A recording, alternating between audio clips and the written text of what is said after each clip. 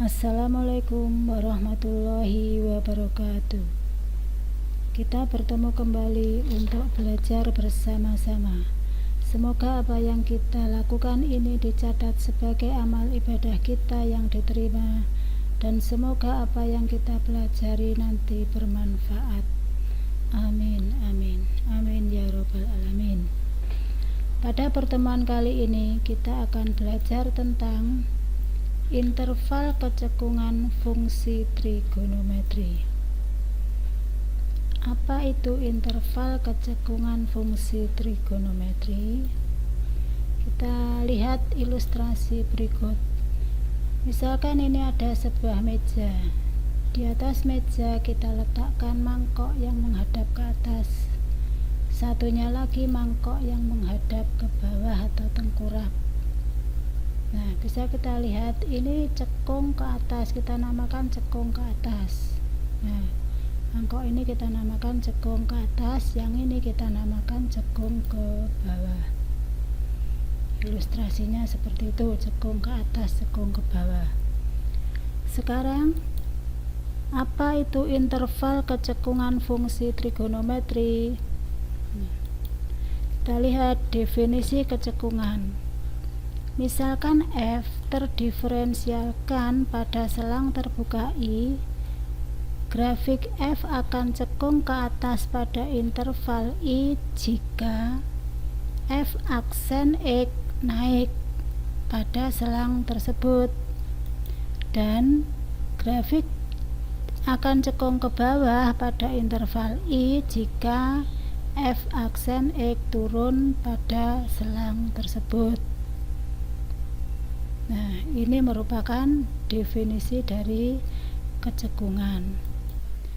Berikutnya, interval kecekungan fungsi trigonometri. Kita ambil salah satu contoh fungsi trigonometri, yaitu fx sama dengan min 2 sinus 2x. Kalau kita gambarkan, nah grafiknya seperti ini. Ini adalah grafik fungsi trigonometri yang persamaannya adalah fx sama dengan min 2 sinus 2x. Nah, kita lihat kembali definisinya tadi, definisi kecekungan. Di sini cekung ke atas pada interval I jika f aksen X naik. F aksen X naik itu di sini. Nah, berarti di sini merupakan cekung ke atas itu di sini. Berarti di sini daerah cekung ke atas itu ini. Nah, cekung ke bawah jika f aksen X turun. Berarti di sini. Ini adalah cekung ke bawah itu. Nah, seperti ilustrasi tadi. Nah, ini kan seperti mangkok. Nah, mangkok yang di atas meja tadi cekung ke atas. Ini mangkok yang tengkurap di atas meja tadi cekung ke bawah. Terus sekarang cekung ke atas itu syaratnya apa? Kita lihat di sini lagi ada definisinya. Cekung ke atas jika f aksen X naik. Nah, sudah kita pelajari yang terdahulu, fungsi dikatakan naik jika turunan pertama itu lebih besar dari 0. Nah, di sini yang naik adalah f aksen X. F aksen X naik. Nah, turunan pertama dari f aksen X berarti ya f double aksen X. Berarti di sini syaratnya f double aksen X lebih besar dari 0. Jadi cekung ke atas itu syaratnya adalah f double aksen X lebih besar dari 0. Nah, yang cekung ke bawah juga seperti itu. Di sini cekung ke bawah jika f aksen X turun. Berarti turunannya di sini kurang dari 0, berarti f double aksen X kurang dari 0 itu merupakan syarat fungsi cekung ke bawah. Nah, intervalnya yang mana? Interval fungsi cekung ke atas dan cekung ke bawah. Kalau kita batasi daerah asalnya antara 0 sampai dengan pi, berarti grafiknya kan di sini. Yang di sini tadi fungsinya cekung ke atas, berarti cekung ke atas itu pada interval antara 0 sampai dengan pi per 2 ini. Nah, cekung ke bawah di sini. Nah, ini. Oh, berarti cekung ke bawah pada interval antara pi per 2 sampai dengan pi. Nah, itu tadi penjelasan tentang interval kecekungan fungsi trigonometri. Sekarang kita mencoba untuk menyelesaikan soal. Nah, soalnya adalah jika diketahui fx sama dengan 2 kosinus x min pi per 3 untuk x antara 0 sampai dengan 2pi, tentukan interval fungsi f cekung ke atas. Nah, bagaimana kalau ada soal seperti ini menyelesaikannya? Nah, kita lihat di sini fungsi cekung ke atas. Nah, tadi disyaratkan bahwa fungsi cekung ke atas itu syaratnya adalah f double aksen x-nya lebih besar dari 0. Oh, berarti kita butuh menentukan f double aksennya ini. Nah, kita cari f double aksen x-nya. Nah, kita cari dulu f aksen x. Nah, tentang mencari turunan fungsi trigonometri sudah kita pelajari terdahulu. Nah, di sini fx-nya ini, f aksen x-nya ini, f double aksennya ini. Nah, di sini tadi f double aksennya lebih besar dari 0. Nah, kita letakkan di sini. F double aksen x-nya ini kita letakkan di sini. Nah, di sini hati-hati, di sini ada angka min 2k negatif. Nah, negatif dalam pertidaksamaan, hati-hati. Untuk menjadi 1, maka di sini harus kali dengan bilangan negatif. Ingat, kalau kali dengan bilangan negatif ini berubah tanda, yang mula-mula lebih besar menjadi lebih kecil, begitu juga sebaliknya. Sehingga dari sini diperoleh kosinus x min pi per 3 kurang dari 0. Ketemu pertidaksamaan trigonometri. Bagaimana menyelesaikannya? Nah, kita cari dulu pembuat nolnya. Nah, ini menjadi sama dengan 0. Menjadi persamaan trigonometri. Menyelesaikannya bagaimana? Nah, 0 ini karena di sini kosinus, berarti 0 itu bisa sama dengan kosinus pi per 2 atau kosinus min pi per 2, sehingga nanti bisa ini atau bisa ini. Yang ini kita selesaikan dulu. Nah, dari situ diperoleh x min pi per 2 sama dengan pi per 2 plus k kali 2pi. Nah, ini kita jadikan satu dengan ini, sehingga diperoleh x sama dengan 5pi per 6 plus k kali 2pi. Kalau k nya kita ambil 0, diperoleh x nya 5pi per 6, masih ada di dalam daerah asalnya ini. Nah, kalau k nya 1, berarti nanti sudah lebih dari 2pi, berarti di luar perhitungan kita, ya sudah, tidak usah kita pakai. Berikutnya kita menyelesaikan yang ini tadi. Bagaimana penyelesaiannya? Oh, di sini berarti ini sama dengan ini plus k kali 2pi. Ini dengan ini jadi 1, sehingga diperoleh x sama dengan min pi per 6 plus k kali 2pi. Kalau k nya kita ambil 0, diperoleh x nya min pi per 6.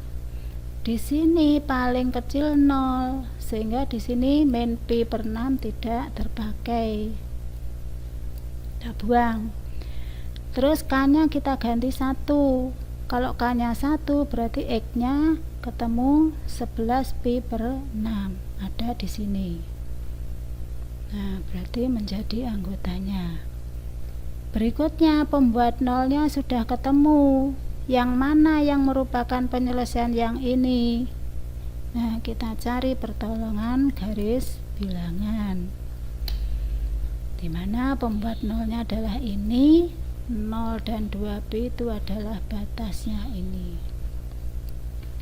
Nah, di sini ada 3 daerah ini, satunya di sini, satunya di sini. Masing-masing daerah kita ambil sebuah bilangan untuk menentukan positif negatifnya. Nah, antara 0 sampai dengan 5pi/6. Nah, di sini kita pilih pi/2. Jadi pi/2 ada di sini. pi/2 kita masukkan ke turunan kedua. Nah, turunan kedua ini tadi. Nah, turunan kedua. Nah, X-nya kita ganti dengan pi/2. Nah, ini. Sehingga di sini diperoleh, nah ini, nah, min negatif akar 3. Tandanya negatif, yang kita butuhkan hanya negatif positifnya. Oh, berarti daerah yang diwakili pi/2 tadi di sini itu merupakan daerah negatif.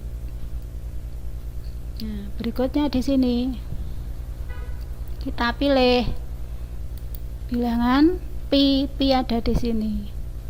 Kita masukkan ke turunan kedua di sini, X-nya kita ganti pi. Nah, di sini akhirnya di sini diperoleh 1 positif. Oh, berarti daerah yang diwakili pi tadi di sini tadi. Nah, ini merupakan daerah positif. Begitu juga nanti di sini. Nah, itu akan diperoleh daerah negatif. Nah, sekarang yang mana yang merupakan penyelesaian dari ini? Nah, dari sini ingat, kurang dari 0. Kurang dari 0 itu negatif, berarti daerah negatif ini. Nah, jadi nanti fungsi cekung ke atas di daerah sini, X-nya antara 0 sampai dengan 5pi/6 dan X-nya antara 11pi/6 sampai dengan 2pi. Nah, bisa kan? Nah, kita coba lagi, satu soal lagi. Nah, soal berikutnya.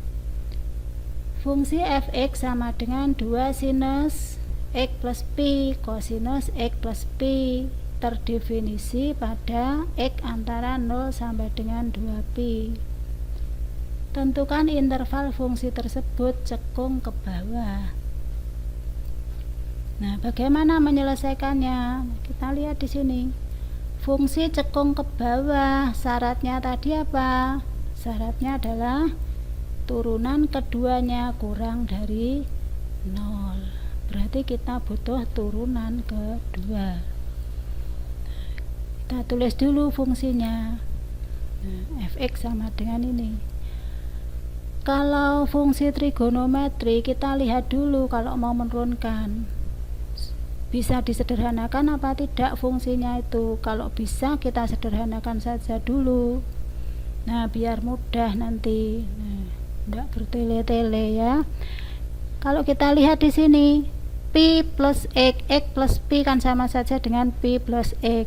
Nah, sudut berelasi dulu. Nah, ingat waktu di kelas 10 sudut berelasi ada sinus pi plus x. Berarti ada di kuadran 3. Kalau di sini pi berarti sinus ya tetap sinus. Sinus di kuadran ketiga bernilai negatif. Oh, berarti sinus x plus pi itu sama dengan min sinus x. Di sini juga begitu. X plus pi di kuadran ketiga. Sudutnya ini pi berarti kosinus ya tetap kosinus. Di kuadran ketiga kosinus bernilai negatif. Oh, berarti ini sama dengan min kosinus X. Kalau kita tuliskan, nah berarti 2 kali min sinus X kali min kosinus X. Negatif kali negatif positif, sehingga diperoleh 2 sinus X kali kosinus X. Nah, kita ingat 2 sinus X kosinus X itu rumus dari sinus 2X. Oh, jadi fx itu sama dengan sinus 2x. Nah, sekarang lebih sederhana, menurunkannya mudah. Baru di sini kita turunkan f aksen x sama dengan 2 kosinus 2x. Kita turunkan lagi f double aksen x min 4 sinus 2x. Tadi f double aksen x kurang dari 0, kita letakkan di sini. Ini kita masukkan ke sini. Nah, ini negatif, kita bagi dengan bilangan negatif. Nah, akan mengubah tandanya ini dengan. Nah, sekarang kita punya sinus 2x lebih besar dari 0. Bagaimana menyelesaikannya? Ya, dicari pembuat nolnya. Nih. Nah, setelah itu 0 di sini sinus. Oh, berarti di sini diperoleh sinus 2x sama dengan sinus 0 atau sinus 2x sama dengan sinus pi. Jadi 0 ini tadi bisa ditulis sinus 0 atau sinus pi. Kita selesaikan satu persatu. Nah, berarti di sini 2x sama dengan 0 plus k kali 2pi, sehingga x-nya sama dengan k pi. K-nya kita ambil 0, diperoleh x-nya 0. K-nya kita ambil 1, x-nya sama dengan pi, masih di sini. K-nya 2, diperoleh 2pi, masih termasuk, ini ada sama dengannya. Kalau K-nya 3 sudah di luarnya ini. Nah, sudah selesai ini. Berikutnya kita menyelesaikan yang di sini. Nah, di sini berarti 2x sama dengan pi plus k kali 2pi. Kita bagi 2, x pi per 2, di sini tinggal k pi. Nah, sekarang k-nya kita ambil 0, x-nya ketemu pi per 2. Kalau k-nya 1, x-nya 3pi per 2. Kalau k-nya 2, nah sudah melebihi ini, ya sudah selesai, cukup ini. Jadi di sini nanti pembuat nolnya ada 5.